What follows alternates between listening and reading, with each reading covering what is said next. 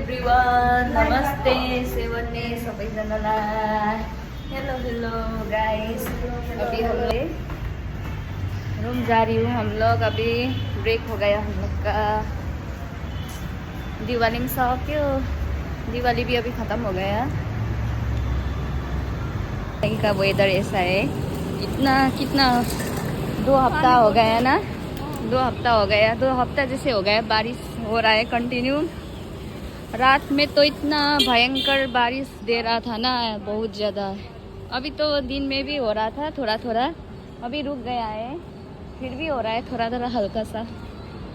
ऐसा हो गया है आज का वेदर।